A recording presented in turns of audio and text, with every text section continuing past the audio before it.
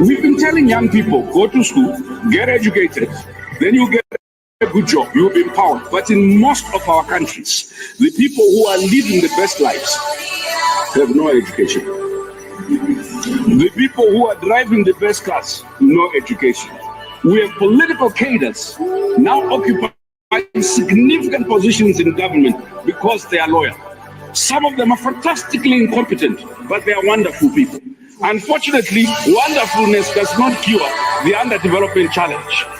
We have equated having things with being, so that those who have things are considered more human beings.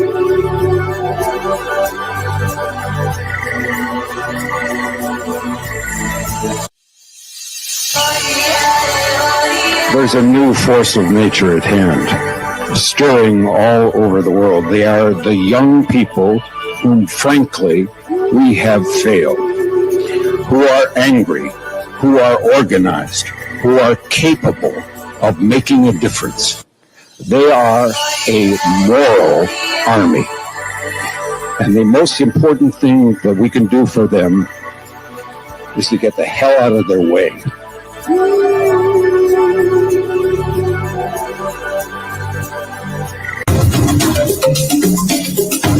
Sisi vile vile sio wote ambao wanataka ugomvi kwa sababu ya ugomvi. Niwaambia nyinyi ni wajinga mkimpata Ruto. Mkadhani tunawadanganya. Jeti ya Ruto. Hii maisha ya Ruto ni stress na ni stress. Mungu wewe umetukosea.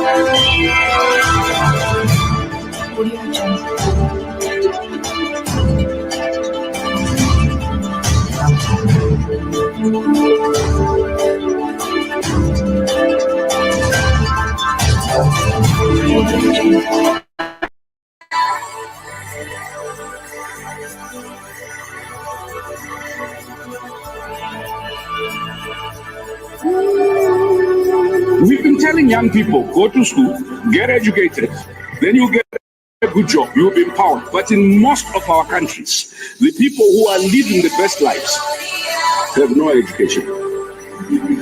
The people who are driving the best cars, no education. We have political cadres now occupying significant positions in government because they are loyal. Some of them are fantastically incompetent, but they are wonderful people. Unfortunately, good day, ladies and gentlemen. Thank you so much for making time to join us. This is Sound Candid Talk, open forum political discussion show, the show that gives you an opportunity to air what you feel and think about the latest development in our politics. Well, a lot is happening so fast, and therefore everyone must work hard to stay on the cutting edge as far as making sense of our politics is concerned, and therefore also easing a life for the masses. Well, we will be shortly looking at the shocking figures coming from none other than the Speaker of the National Assembly, Honorable Wetangula, on the state of the next parliament based on the performance of this parliament. And according to Speaker Wetangula, over 56% of the people currently in parliament are not coming back. Kenyans are fed up, and they are saying this one is non-negotiable. So the irreducible minimum, over 50% of members of parliament are not coming back based on that statistics. And that is the basis of our debate tonight is, are Kenyans able to make that happen? Has that ever happened in the history of our parliament? And if that's the case, what does it speak of us as a society? And then, of course, what position must we take in order to ensure that we get viable leadership. Are Kenyans angry with the current parliament? Definitely they are. And some of the things that are coming from parliament are, I could call, self inflicted uh, curse by reason of the misbehavior of our members of parliament when it comes to speaking for Mwananchi. And that has not been something that our members of parliament take serious. And it has what informs that or what makes that happen, and therefore I would that we ventilate on the same. From where I sit, the members of parliament have a sense of entitlement. They are servants when they are looking for votes, but as soon as they get voted, they become bosses, they become waheshimiwa, honorable members, and therefore they should be worshipped, they should be sung for, they should be praised, they should be, and that is the controversy that surrounds our members of parliament.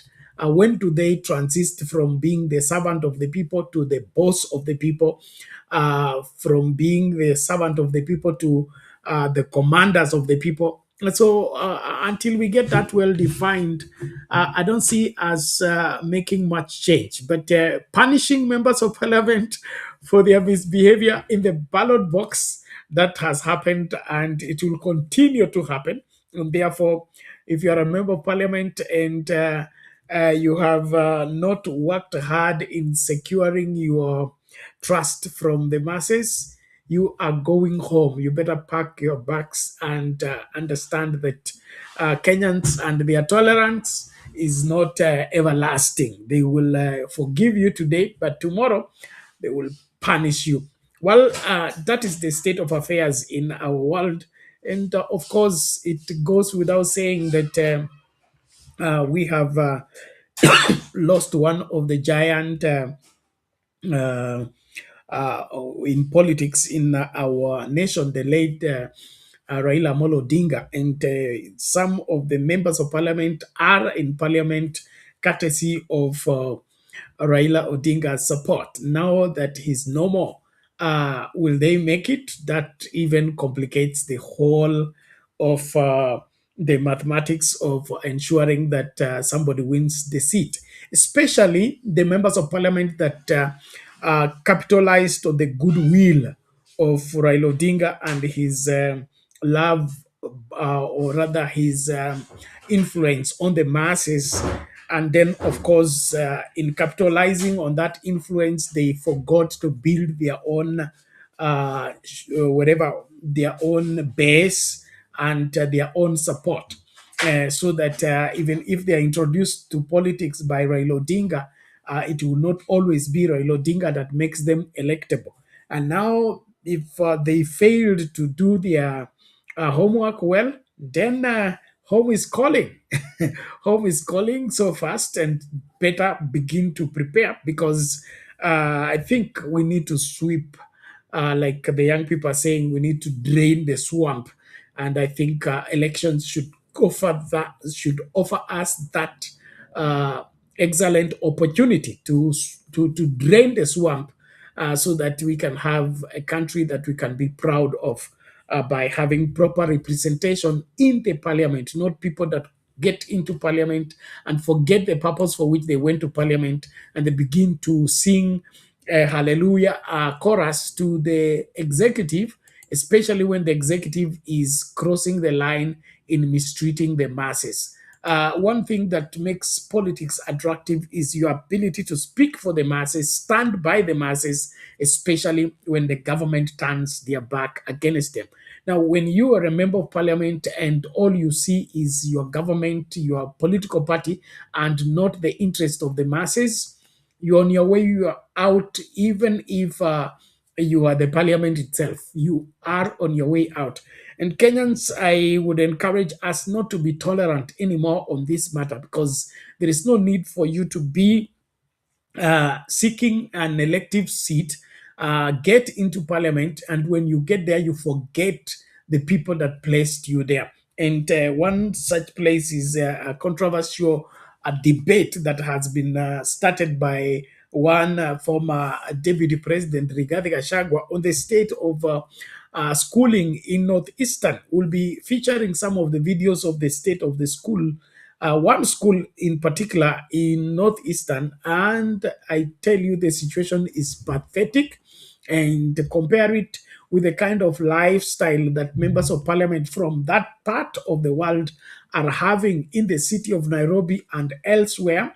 It is heartbreaking that somebody can refer themselves as members of parliament, yet they are doing zero in terms of uplifting the lifestyle of the people that come from their region. And so if the people that come from your region are not a priority to you, then you are in the wrong vocation. You are in the wrong assignment. You can't be you can't be the person that we are looking for in terms of helping us rise to the occasion and do what must be done. Well, let's start with that particular video of let me see where it is, of the members of parliament that are on their way out, no matter how we look at the whole scenario. Well, let me see.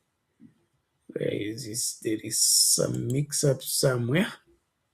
Here we go. Let's get this one on education first as we search for the other video. Now, despite the government insisting that 92% of grade 10 pupils are already enrolled, there is still a considerable number of the learners still at home.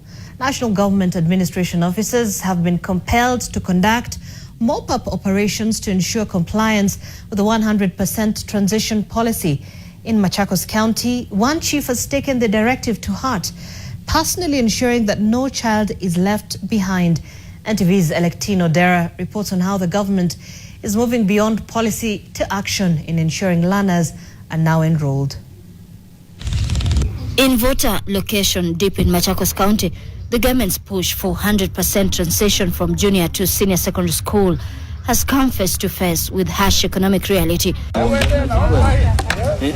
Determined to ensure compliance with government 100% transition policy, Mikuyu Sub-Chief Peter Ngovu has been moving door to door, tracing grade 10 learners who failed to report to school weeks after the academic year began. 7 learners were Monday admitted to Vota Senior School following the mop-up exercise led by the sub-chief and village elders. Kumekuwa na changamoto ya wanafunzi kutransit ama kutoka grade 9 hadi grade 10 kwa sababu ya changamoto kwamba hakukunyesha na kumekuwa na shida ya fedha na hasa chakula na njaa. Kwa hivyo watoto wengi wamekuwa wapati chakula cha kila siku. That is the basic need ya chakula cha jioni asubuhi. Marafiki wetu washaenda shule, sisi tuko huku tu nyumbani tunaumia. Kini unapatana na wanakuuliza utaenda lini, tunawaambia utakuja tu. Most of the children come from extremely humble backgrounds. Some are being raised by single parents, while others could only afford uniforms, but no transport, bedding, or other basic school requirements. Nilikuwa nimeitwa nikang'oe nini, nilikuwa naenda kung'oa kuni tu huko, lakini siwezi. Najua mimi ni wa operation, watoto wangu wote, lakini nilikuwa naenda kung'ang'ana tu, sikuisha nipate chenye nitapata tu. Kuinji unakaa kuija watoto wakiwa shule, unapata una stress watoto wakisoma, wewe hauendi shule, huna kitu ya kufanya. Unapata tu unakaa tu huku tu. At nearby market centers, parents admit they are hopeful but helpless. Government statistics show that while 92% of grade 10 learners are already in school, the remaining 8%, mostly from marginalized and low-income households, are the hardest to reach. Ironically, even as some children remain home, several schools across the country are yet to receive a single grade 10 learner, raising questions about planning, capacity and equity in the rollout of the competency-based curriculum. Nimepata wazazi ambao kidogo wanajiweza, lakini hawakuwa wanaona umuhimu wa kupeleka watoto shule, na wazazi ni kama 3. Lakini baada ya kuwahimiza na kuwaongelesha, wamekubali na wakatikia huo mwito. Education Cabinet Secretary Julius Ogamba has acknowledged the challenge. C4 schools or any other school where students have not selected with those few numbers, once we have the data, we would be able now to make a decision where to move those students to and then deal with those schools that have no learners. Obviously, it means that a school that does not have grade 10 also does not have Form 2. Because this year, remember, we don't have Form 2. That means they only have Form 3 and Form 4. So we'll work together with TSC to rationalize that space, and we are doing the analysis. We've extended the final week for enrollment is this week. Once we have the final data, we'll sit down as a ministry, as a government, make a decision about those schools, but you can well see what will happen to those schools. As the government races to account for every child, the question remains, will mop-up exercises be enough to bridge the gap between national statistics and the lived reality of every poor Kenyan household? Electin Odera, NTV, Machakos County. Okay, there you have it, the state of grade 10 students, and they are reporting in different various schools. One of the disheartening reality of that reporting or that report is that aspect where the Minister of Education, on national television says schools that did not receive any of the students, they were using this as a measuring avenue to tell if they don't have any school, then they will be adjusted and wherever aligned with other maybe other counties or other regions that are having students more in school than the classes available. But my bone of contention is one. Grade 10, that is a child was in grade 1, grade 2, grade 3, all the way to 10. You want to tell me that there's a Ministry of Education, by the time these children are going to grade 10, you are not aware how many they are, where they live, and what is proximity to where which school is near their home or not. And if that is the case, are we still running education in this country? And so this explanation is it annoys me, to say the least. It annoys me because people that are charged with the responsibility of the future of this country are not taking it as a serious matter. And this is one thing that Kenyans should not take it easily, by reason of when it comes to the future of this country, we seem to be toying with it.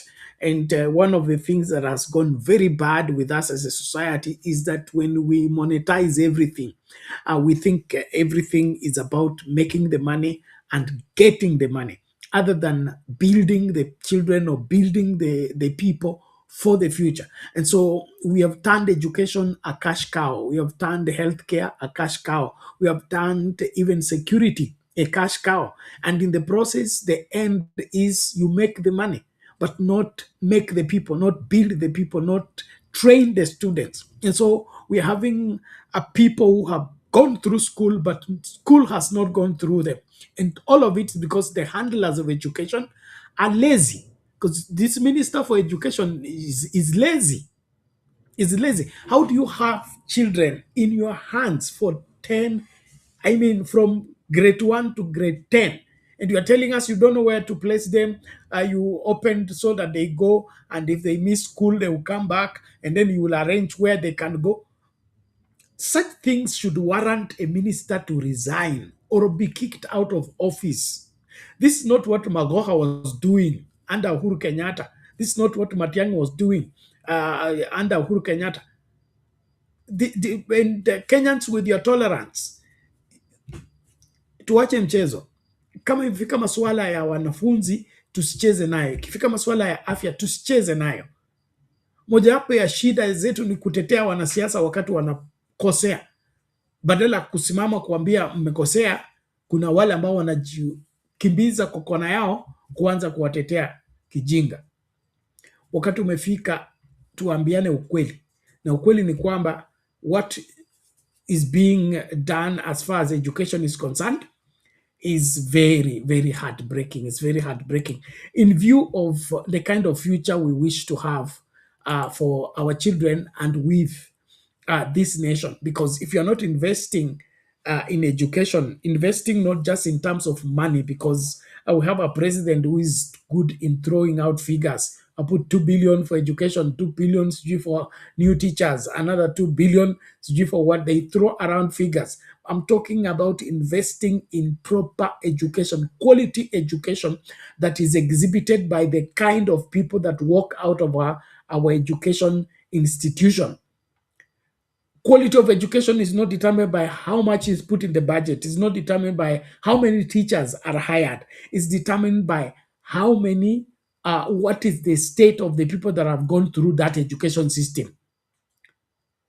When we had an episode yesterday, we were talking about that grade 6 children cannot handle grade 3 mathematics problem. Now, is that what you're calling education? That somebody is in grade 6 but cannot do cannot solve a mathematics problem of grade 3. So this issue on education, Kenyans, let's not play with it. It's a game that we should not allow to take place. And so no matter where you are, no matter how you look at it, this is where the rubber meets the road, because the future doesn't look good when we have half-baked people coming from our institution of learning. People who can't write, they can't read, they can't construct an English sentence, they can't hold a serious conversation. And I mean, we need to have not better papers, we need to have better brains, better character, better capacity to articulate issues. But this one that the minister comes and says he has allowed them to go and miss school, and then when they come back, he will find school for them. Tutoe mchezo kwa kazi. Haswa ikifika kwa masuala ya masomo ya wanafunzi. Kama huwezi kazi, jiusulu mapema, wacha kutusumbua. Na kama wewe ni mzembe, na hii ni uzembe, kwa sababu hakuna vile utakana watoto for 10 years. 10 full years. Na ujui watoto wanatoka wapi, ujui shule hiyo karibu ya nao ni gani, ujui watafika. 10 years. And we have a ministry constantly, Ministry for Education. That ministry is never changed. It never changes the name. We only change ministers. So it means the technocrats, the PS and the other players are permanently there. And the records about the registration of the kids since the Uhuru administration, the kids' number of admission becomes their number consistently everywhere. So how can they be having a consistent number in a consistent school, and through that number you can trace the child, and you tell us that mtoto alifanya mtihani Kajiado, ameitwa kwenda Kabras kwa grade 10, na hiyo shule ameitwa ni day school. So unataka atoke Kajiado afike Kabras sangapi? Well, thank you. Let me not get worked up. It's late, but let's do as much as we can. Let's get back to that story of 56% of members of parliament wanakwenda nyumbani kulingana na hii orodha imepeanwa na speaker wa bunge mwenyewe Bwana Wetangula. More than half of the current members of parliament may not be re-elected to their offices in next year's general election. This is according to the Speaker of the National Assembly, Moses Wetangula, who attributed his observations to a report. Speaking in Naivasha, Nakuru County, during a National Assembly retreat, Wetangula called on the MPs to prepare for life after Parliament as preparations for the 2027 general election get underway.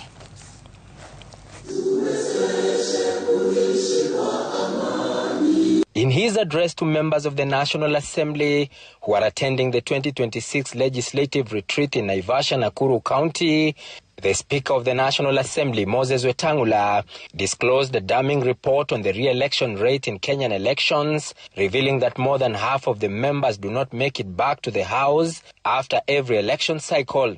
Yesterday I was chairing a committee on pensions, And an actuarial report shows that on the average, our attrition rate is 56%. So as we sit here, at least 56% will not see the inside of Parliament next Parliament. This means that out of the 349 serving members of the National Assembly, 195 of them may not make it back after the August 10th, 2027 general election as the voter moves in to root out non-performing representatives. And we want to make sure that there must be life and good life after you leave Parliament so that you can be covered health-wise. We have had 4 pension amendment bills. We want to encourage you to give it priority. This coming as the House promised to keep the executive in check to ensure it delivers on promises made to Kenyans so far. As a House, we must be there to offer meaningful oversight, ensure that whatever monies come from the privatization process are utilized in a manner that creates impact for our people. You know the sun is really hot out there, so when you bring us here, at least we cool the tempers just before we can start off the work of the year. The details emerged as the dash to the August 2027 general election continues to gather pace, with the Register of Political Parties saying 32 political parties had been provisionally registered ahead of the polls. As members of the National Assembly prepare to get back to business after a 2-month recess, the work ahead of them is Herculean, as members of Parliament now prepare for oversight legislation and representation, even as time ticks towards next year's general election. Emmanuel To, Citizen TV, Naivasha constituency, Nakuru County. More than half. Okay, there you have it. 56% of members of Parliament may not see the inside of Parliament after after the general election. Now, what is about that? What is stunning about that particular statistics? Not that they are not coming back, or Kenyans may not vote them back. It is the attitude and the mindset of the Speaker of the National Assembly. He says he wants to secure these people so that they have a comfortable, better life in terms of their pension after they are no longer electable. Now, without prejudicing against any of these people, should we be concerned about people that cannot be elected, or the citizens that are supposed to elect them? I mean, if somebody slept on his job and now he's been fired, should we now be so much caught up into securing him after he's been fired that he will have a comfortable life? Should that be the factor of consideration here? As much as it is okay to take care of them after they are retired, or they are no longer active in politics. To me, Wetangula is bribing them, number one, or rather he's securing them so that it becomes normal. Go to Parliament, sleep all through, don't say anything, don't do anything. But as long as you have won that pension, you are okay. You're going to live comfortably thereafter. One, we are now making, instead of us being representatives of the people, we are looking for how to get pension. When you're growing up as kids, there was this aspect of job security. And everybody wanted to be an employee of government, because when you're an employee of government, you have job security. And, even when you retire, you will be taken care of. And so everybody wanted that. And from what I hear from Wetangula, he's making it to be the main thing, that just go to Parliament, ensure that you get to that list of the people that are pensioned, and you will live happily thereafter, even if you don't work.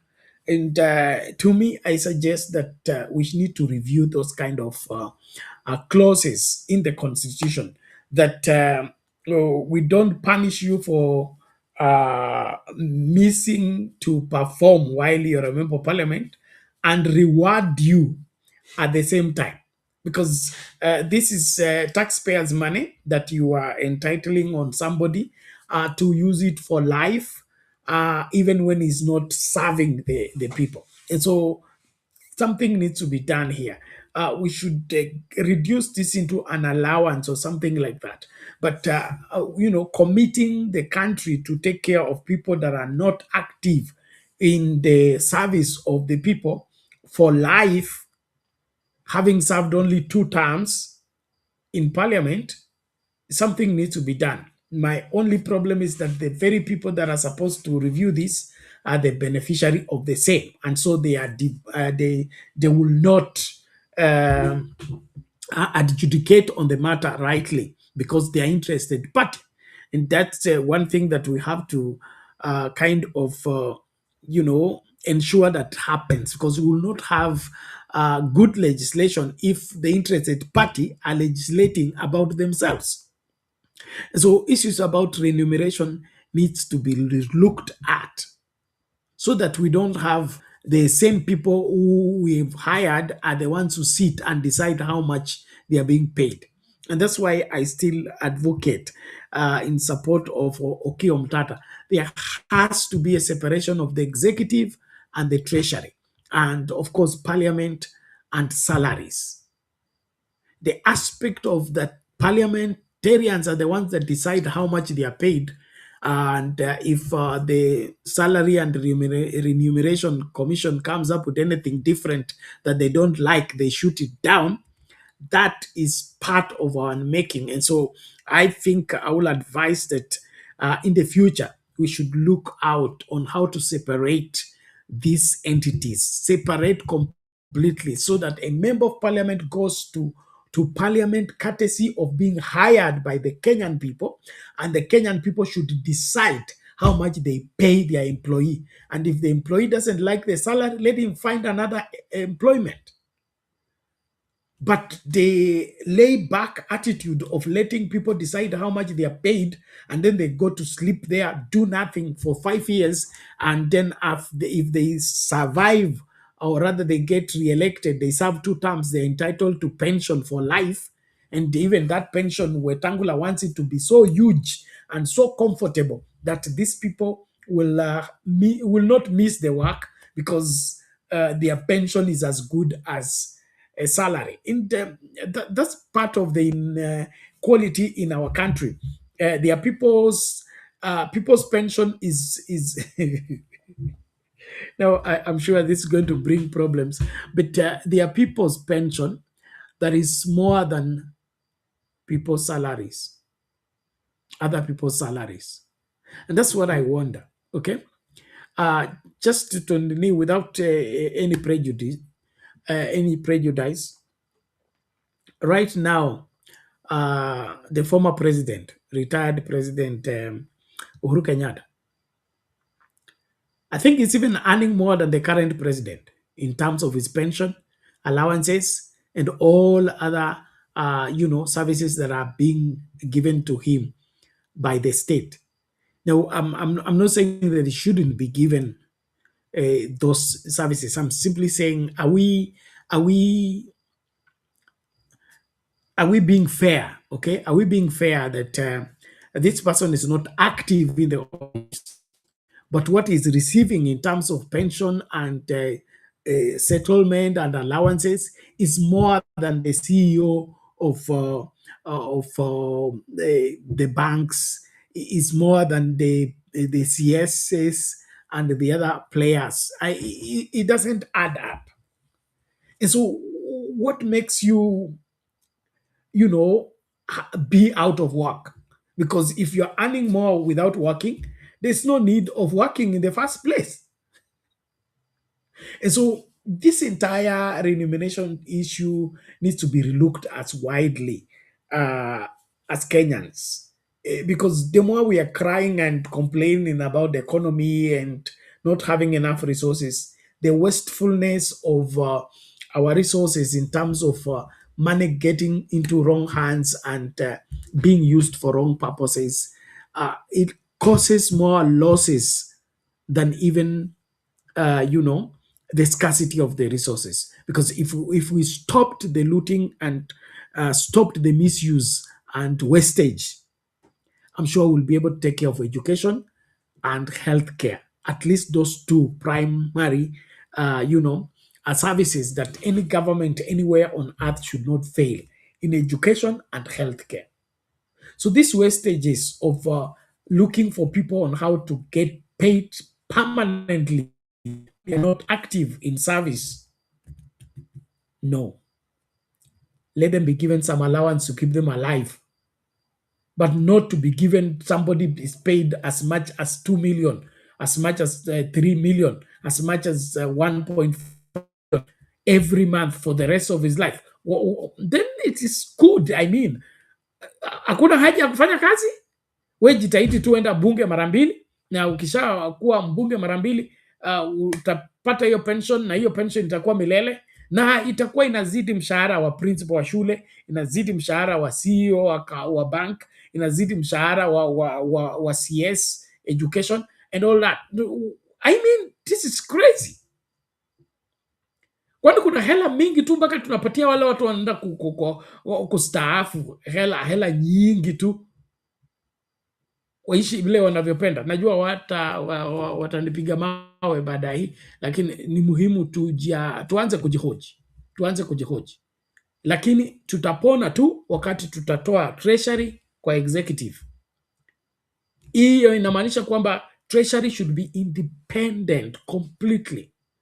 That executive ikitaka hela inaandika barua and explain why it needs that money. Judiciary the same. Legislature the same. Lakini the executive is the one that is dividing the money from treasury and distributing it around. That's why corruption cannot end, and see how much wastage is taking place, especially with the current administration. Well, and so I would that Kenyans should be ruthless when it comes to this particular action that we are sanctioning those that may have not performed so well, and therefore they need to be kicked out. Well, one such member of parliament is I could call him the old man. The former Meru governor, Kiraitu Murungi. He has hanged up the boots in terms of he's no longer pursuing active politics. Naenda kupumzika, I mean, ameachana na siasa. Let's just hear what he said on the same. Na basi mtazamaji, tukiachana na hayo gaibuni ni kwamba aliyekuwa gavana wa Meru Kiraitu Murungi amestaafu katika siasa na kumaliza safari yake ya siasa ambayo imedumu kwa zaidi ya miaka 30. Akizungumza baada ya kutunukiwa cheti cha uzamifu katika chuo kikuu cha Laikipia kwa kutambua juhudi zake katika utumishi wa umma, Kiraitu anasema kuwa ni wakati umefika wa kuondoka katika mapambano ya siasa. Kiraitu aliingia bungeni mara ya kwanza mwaka 1992 akitumia chama cha Ford Kenya. Anakumbukwa kwa wanaharakati kabla ya mfumo wa vyama vingi vya siasa na kupigania demokrasia hiyo. Alikuwa mbunge wa Imenti Kusini kwa mihula 4 kabla ya kuwa seneta wa Meru mwaka 2013 na gavana mwaka 2017. Kadhalika alikuwa waziri wa sheria katika utawala wa Rais Mwai Kibaki na vilevile waziri wa kawi. Alishindwa katika uchaguzi mkuu mwaka 2022 na Kawira Mwangaza katika kaunti hiyo ya Meru. My mind. But now I'm in low temperature politics, and I find this intriguing and as interesting. Yeah, so even if you don't see me now singing on top of drugs and all that, yeah, I'm still thinking about democracy. Even though he lost the elections for 2022, the people who are the losers are not him. It is the people of Meru. Now they keep coming to tell him, oh, we miss you. In a couple of ulituwekea tu ndio tunaona. Only those bows you left which are there. So you tell them you made your choice.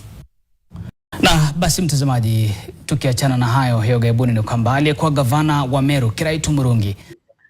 Okay, there you have it. Kiraitu Murungi, no more active politics. He's surrendered. And then, of course, there is the outcry about voters voting in the wrong person or perceived wrong person and then complain thereafter. And that is why we are inviting your participation into ensuring that you are actively involved in shaping the kind of leadership that you are charging with responsibility. The attitude of Kenyans in letting others elect somebody and then you complain about their inability to perform, that should end. As mature, responsible citizens, we must take charge when it comes to who we give the responsibility to lead our county, lead our country, and lead even our political party. This layback attitude is not helping. And of course, Kiraitu by now should be running a political school where he's mentoring young politicians and giving them direction, because he's a wealth of insights, wealth of experience that needs to be handed over to the next generation. Kiraitu and Kiraitu Orengo, late Raila Odinga, Geresi Kitobu Imanyara, those were the champion of the second liberation in terms of being young, tax, energetic, and were able to run around when Kina Jaramogi were aging, and Masinde Muliro and the other champions of the second liberation. These were the foot soldiers. These were the people that, worked everything to see to it that whatever decisions are taken by Kina Jaramogi and wherever the elderly class are implemented. Without Kina Kiraitu and Raila and Kitobu Imanyara, those young thugs, we may not have even attained that second liberation. And of course, the new constitution and the reforms that we have realized so far, it's courtesy of such people. And now, even if he's exiting the scene in terms of being involved in active politics, I would that he provides wherever an environment where young people can learn from them. And of course, I'm happy that Laikipia University is the one acknowledging his input into public service. Those are places where they should bank and, of course, harness this kind of wealth of experience, wisdom, and understanding of Kenyan politics. And so Kiraitu should not go retire and look after goats and sheep. He should be engaged into ensuring that he imparts whatever he has in those universities, in those wherever learning institutions. And so he may not be as strong as he used to be, but his brain is still brilliant and wherever active. Let him be put to use. So remember, what you don't use, you lose. And so we should not lose the wealth of the elderly in our midst simply because we are ignoring them or probably want to get rid of them. And so even when the statistics say that 56% of members of parliament are not coming back, even if they are away, if they have anything that is worthwhile, let that thing not be lost because they are away. And so our political decisions need to be made in the light of all these realities. Let us be a people that are serious about their country.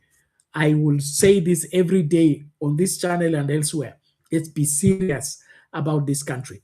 At times, I feel like we are jokers as far as this country is concerned. And one clergy, PCA Banana Parish, seems to be sharing or rather saying amen to what I am saying, by the way he addressed the congregation and warned them that if indeed this regime has not done what it's supposed to do or has done the unforgivable. He's watching to see who is going to re-elect the regime. Let's just hear him out and then, of course, pick up from there in a short while. Thank you. Waji katika nchi yetu nitakuwa nikiwaangalia kwamba mtu anaweza kuua watoto wenyu na mmrudishe kwa serikali tena. Mimi nawaangalia, I'm checking you. Ninawaangalia. Mimi nawaangalia because you are divinely positioned ukiwa na kura yako. Na mtu yoyote ambaye ako hapa na hana kura, patia Holy Communion. Amen. Because it is only your vote that can vote in someone and vote the other one out. You are divinely positioned for this country. Nchi hii itaongozwa vile nyinyi mnataka, sio vile viongozi wanataka. Kuna tofauti ya ng'ombe na mkia. Ng'ombe ndio inayozungusha mkia. Mkia hauzungushi ng'ombe. Nchi hii yetu ya Kenya, wa viongozi wetu ni mkia. Sisi ndio nini? Ng'ombe yote. Lakini tumezoea kuzungushwa hivi na sisi ndio ng'ombe. Sababu sisi tumeamua kuwa watu ambao hawajui you are divinely positioned. Na mimi nangoja, kura yangu iko tayari. And you better lose your vote than lose your conscience. Afadhali nitupe kama last time wakati mlichagua Ruto, kura yangu ilipotea. Ilifanya nini? Lakini mimi huwachekelea sana mliomchagua nyinyi. Sababu ya vile mmeumia. Afadhali kura ifanya nini? Ipotee kuliko uweke mtu kwa ushukani ambaye ataharibu nchi hii ama constituency hii. Mnanisikia? You are divinely positioned. Can I hear an amen? Kila mtu ameitwa na Mungu na amewekwa wakfu kwa kazi ambayo Mungu amepatia. Okay, there you have it, a clergy from PCA Banana Parish anasema ni ng'ombe inazungusha mkia, sio mkia inazungusha ng'ombe.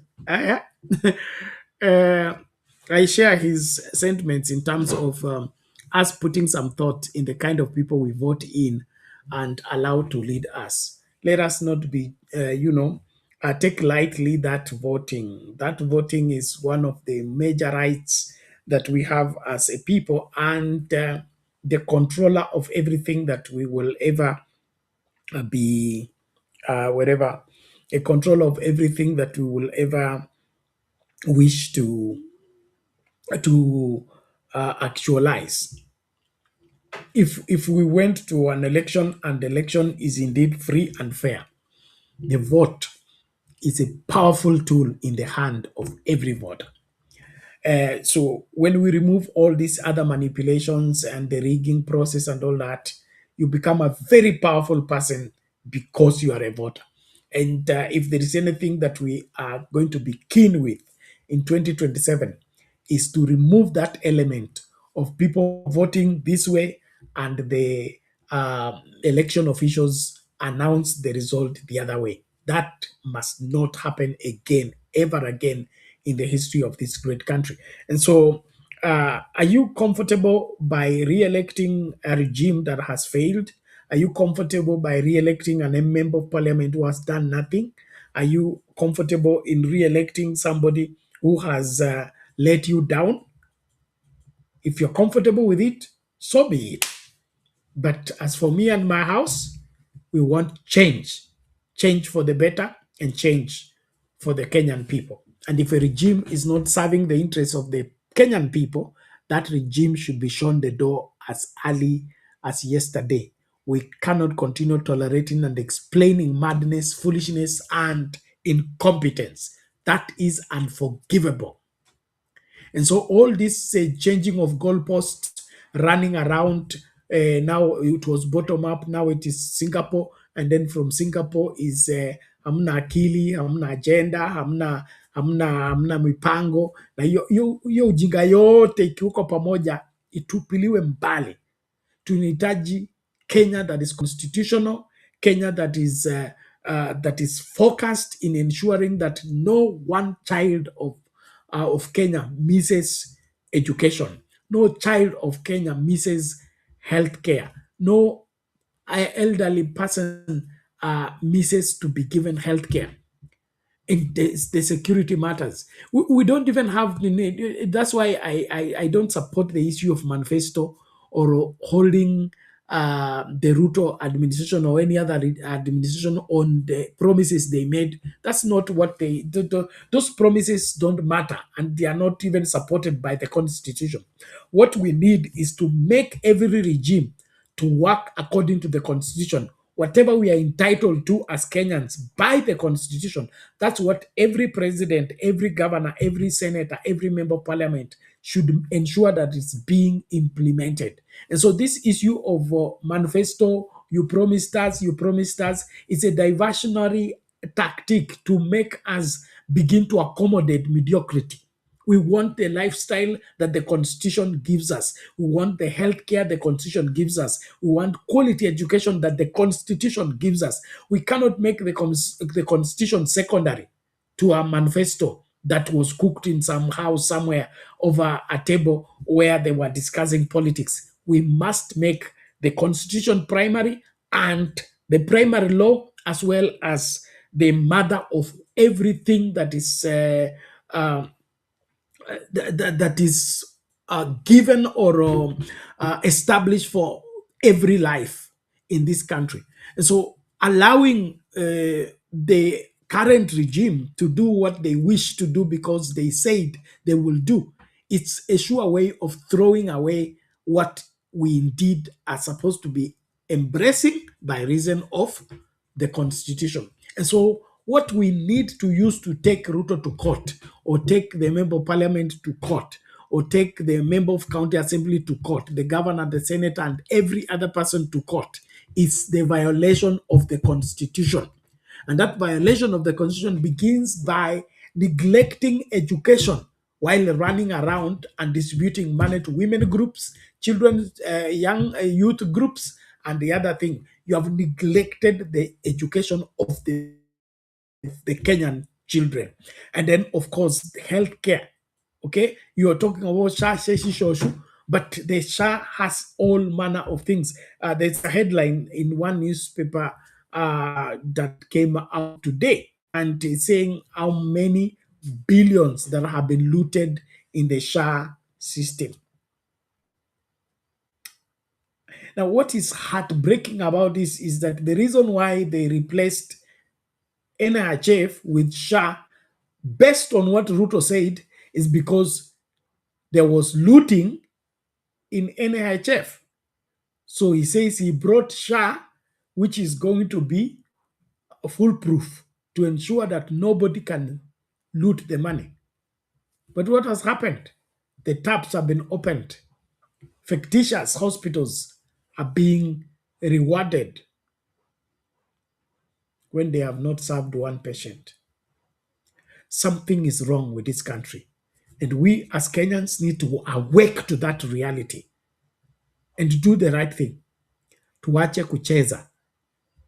Inji tutaizika kama hatutaki kuirekebisha. Kuna msemo unasema ukicha mwana kulia, mwisho utalia wewe. Kama hatutapevuka na kukutuka na kusimama kwenye zamu, kusisitiza kwamba inji haiwezi kuongozwa na watu wawili watatu vile wanavyopenda. Inji inapaswa kuongozwa kikatiba. And so atudai masomo kwa sababu Ruto alipromise masomo. Atudai healthcare kwa sababu Ruto alipromise healthcare. Tunadai haya mambo yote kwa sababu katiba inasema kila serikali isimamie masomo ya wanafunzi, matibabu ya Wakenya, chakula cha Wakenya, usalama wa Wakenya. Hiyo ndio contract yetu na serikali yoyote ama uongozi wowote. So kama hawatekelezi hayo majukumu, hawafai kuitwa serikali na hawafai kuwa katika hayo madaraka. Hapo ndipo mimi nimesimamia miaka hii yote na singatuki. Na tafuta rais yule ambaye atasimama aseme katiba inasema mwanafunzi wa Kenya asikose masomo. Kwa hivyo minister wa education, kuwe na shule ambazo zitaweza kufanya nini? kuelimisha kila mtoto wa Kenya. Katiba imekataa mtoto wa Kenya akose masomo. Hapo ndipo nitachukua serious yale mambo yanafanya. Lakini ati tunafanya manifesto, tuliwa promise bottom up, now we are promising you Singapore. Those are nonsense. They should be kicked out of the way. We need to get what the constitution guarantees us. And that's something that we can prosecute somebody for. For example, we should come up with a petition to petition the Minister for Education, William Ruto, and every other person for KCSE results. KCSE results were dismally a failure. That of all the people that sat for exam, only less than 30% qualified for university. That's a flop. We should have at least 50% so that we have university space problem. Not that less than 30% are the ones that are qualified. And then we are clapping, jumping around that we are having education. Which education is this that has 70% of people failing to meet the least standard that is set there for people to go to university?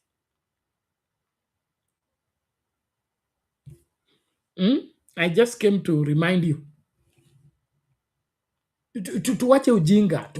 Let's begin to see these things for what they are. We celebrate mediocrity. We reward non-performance. We clap for incompetence. And then turn around and say our country is bad. It will be bad until we do the right thing. And the right thing is hold to account the people that are given responsibility. Fire those that must not, those that are not doing what they are supposed to do.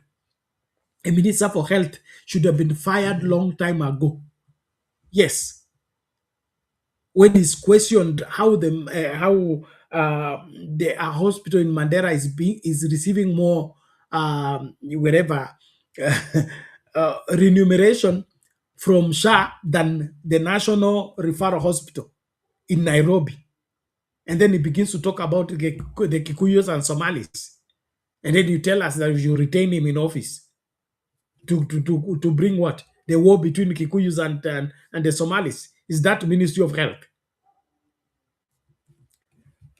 Well, I still insist we must wake up as Kenyans, reject these fake leaders, and do the right thing in ensuring that the second crop of leaders that are coming into office in 2027 are not a bunch of these useless people who wants to waste the country, waste the resources of this country, waste the livelihood of the future of this country by messing up education.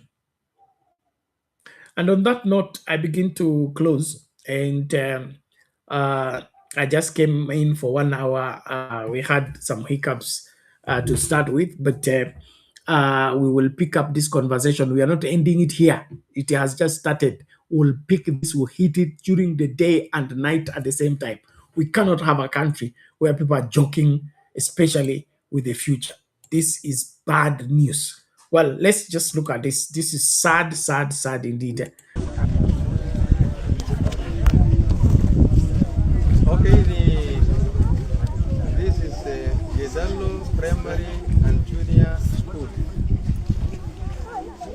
I think I've stayed here for almost 3 years. And since I came, I saw something very, very, very much disappointing. You can see where our children are learning, these young children. This is where the parents started the school. Grade 1, 2, 3, and 4 are learning underneath this shed. Very pathetic. And I have also talked to the MP. I want to send this message to the MP. And up to now, but their promise was by September, they say they are going to provide us 2 classrooms. And up to now, we have not received anything. So this school is lacking a lot of things, especially we don't have classes. Next year, inshallah, we are going to have maybe new grade 1. We have no class for that. We have also grade 9.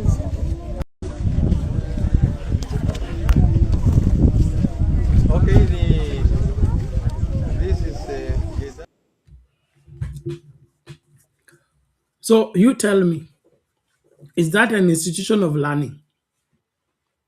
That's one school in Northeastern, made of grass, half roof, and part of the class is under the tree. And the member of parliament stays in Nairobi.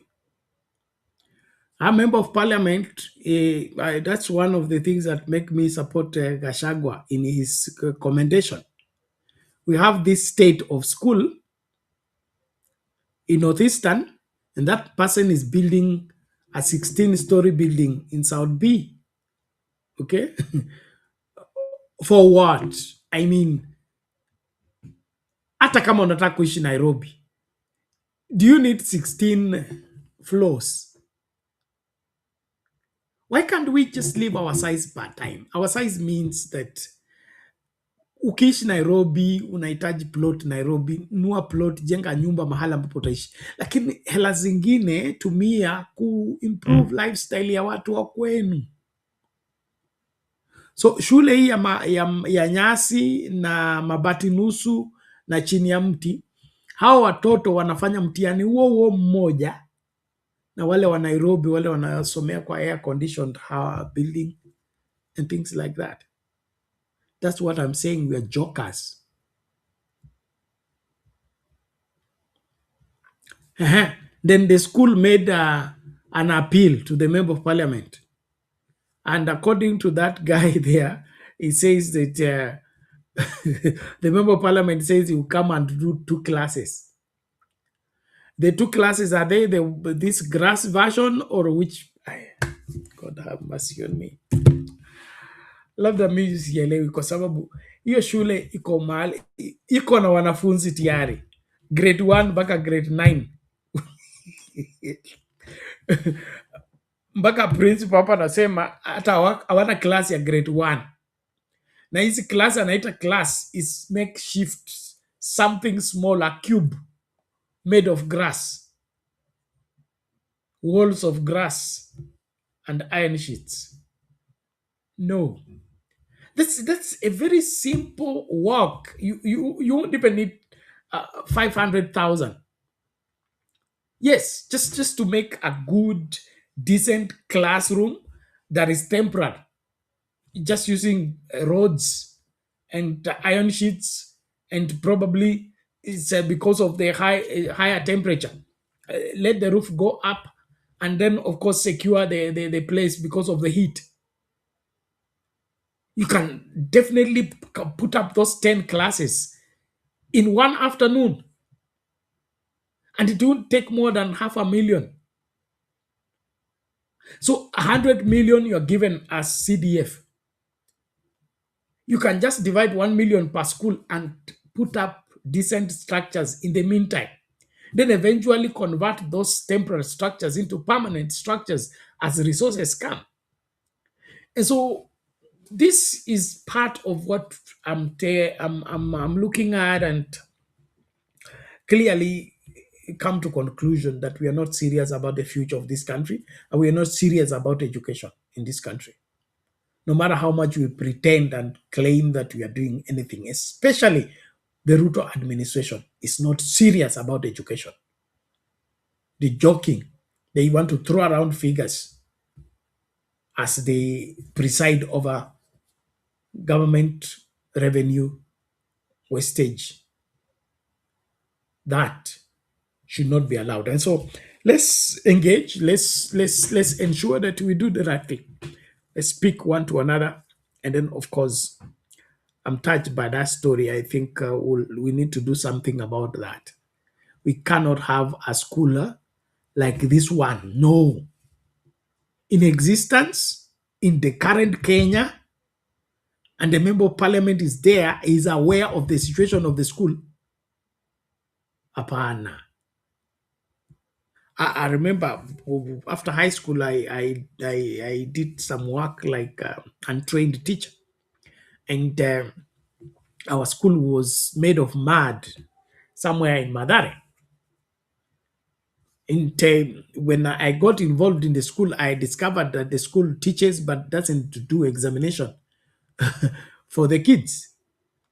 So at the moment I was taken in as an untrained teacher, my number one responsibility, I said, no, there's no way we can teach the children and not give them examination. So the first thing is there must be exam, and only those who pass the exam go to the next class.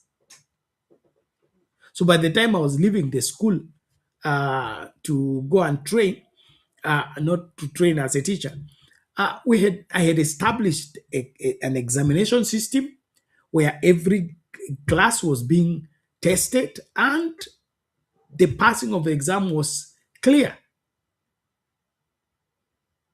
And so this aspect of people taking education as if is a joke, especially when you have gone to school and most of those governors, members of parliament and all that, they used bursary, not even bursary, they used what is called help, okay? They went to school using government resources. And now they are regarding education as if it's an option and it's something to neglect. Too bad for our country. Well, ladies and gentlemen, we must call it a day. Thank you so much for choosing to be part of this great conversation. This is called Jadalo Primary School in Northeastern. Okay, this is Jadalo Primary and Junior School. I think I've stayed here for almost 3 years, and since I came, I saw something very much disappointing. You can see where our children are learning, these young children. This is where the parents started the school. Grade 1, 2, 3, and 4 are learning underneath this shed. Very pathetic. And I have also talked to the MP. Sorry, in conclusion, I want us to get the story of Winnie as the Rangos in ODM Rage. She had a long interview today with Yvonne. You can catch up with that in part of our broadcast. That's part of the reason why we delayed to start the show. But all in all, Winnie is proving to be a hard nut to crack in terms of being intimidated or being silenced. And she's proving to be a promising leader for this great country. And we should wish her well, and of course, support her in the best way possible. But from the look of things, the political class, the ones Willis referred to as career politicians, need to watch out for these young Turks, Sifuna Hamisi, of course, Winnie, Babo Wino, Didi Nyoro, the young Turks who are determined like this one, I think needs to be not just, watched, but they need to be facilitated so that they can help rescue this country. I think for us to rescue this country, we must go back to that draining the swamp. And that draining the swamp conversation must go on. No more pretending and no more explaining the mediocrity that we have allowed in the helm of leadership. So let's. Odinga, daughter of former opposition leader Raila Odinga, into active grassroots politics, is sending shockwaves through the Orange Democratic Movement. Now, Winnie is now openly challenging the party's old guard, including her uncle Oburu Oginga, as she pushes for generational change and questions ODM's cooperation with President William Ruto's administration. Political analysts say she is carving out an independent path, positioning herself as a bold heir to her father's political legacy. Apollo Kamau reports. 31 years after the botched takeover of Fort Kenya, a Thika Stadium in 1995, history appears to be repeating itself in the house of Jaramogi. 35-year-old Winnie Odinga is now playing a familiar script, leading a youthful push within ODM aimed at wresting party leadership from her uncle Oburu Oginga. The move mirrors the fierce 1994 power struggle in which Raila Odinga sought to inherit Ford Kenya, the party founded by his late father Jaramogi Odinga. Tukiuliza maswali wanasema tutoke kwenye chama. Tukitoka watabaki na nani kwenye chama? Chama ni ya wananchi. Just like her father Raila, who carved out his political path after Jaramogi's death in January 1994, Winnie, following Odinga's death in October 2025, has emerged bold, combative, and assertive. She has openly questioned Oburu and the ODM top command, challenging their capacity to lead the party and their engagement with President William Ruto's UDA party. We are looking and we are wondering, those that are taking it upon themselves to manage it now, are they capable of managing that relationship?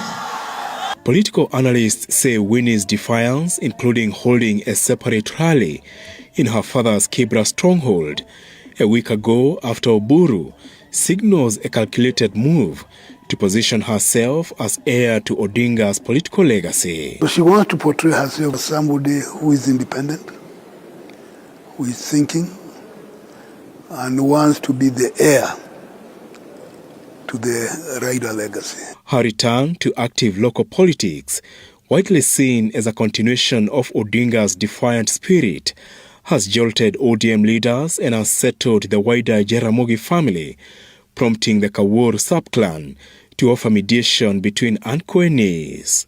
Apul Kamau, TV47. Daughter of former opposition leader Raila Odinga. Okay, hapo ndipo mambo yanaendelea kutokota katika chungwa, na tunaamini kwamba mbivu na mbichi inakwenda kujulikana hivi karibuni. Kwa vyovyote vile tunaomba kwamba nchi hii ipone kwa uongozi ambao utakuwa wa kujali maslahi ya wengi wa Wakenya na kuhakikisha kwamba msingi ambao tumeweka wa katiba mpya hautaharibiwa na wale ambao hawajali katiba, wanajali matumbo yao na yale ambayo wangependa kutekeleza. Umemsikiliza William Ruto juzi akisema kwamba anataka kubadilisha nchi hii, na anaona kwamba nchi nyingi ambazo zimekuwa na mabadiliko, njia moja ilikuwa udikteta. So anasema, na katika udikteta ni kwamba kiongozi akishasema njia ni hii, hakuna wa kumpinga.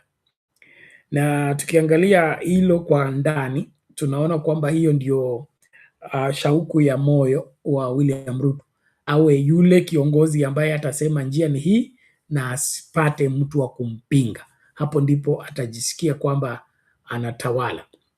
No,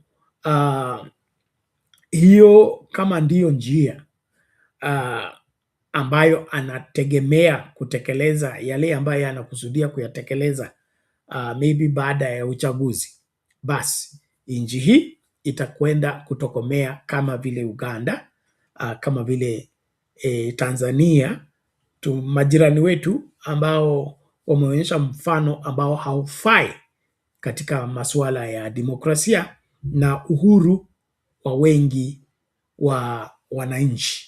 Uhuru wa wengi wa wananchi unapaswa kulindwa na nchi isiwachwe mikononi mwa viongozi bila wananchi kuhusishwa.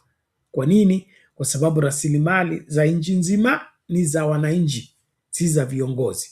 So hao viongozi wa kujisikia kwamba hao ndio mwanzo tena mwisho, hao wasiulizwe maswali, hao wasiambiwe lolote, basi huyo ashatoa makucha yake, ashawaonyesha kwamba mkimpatia nafasi tena ataokojolea kichuani.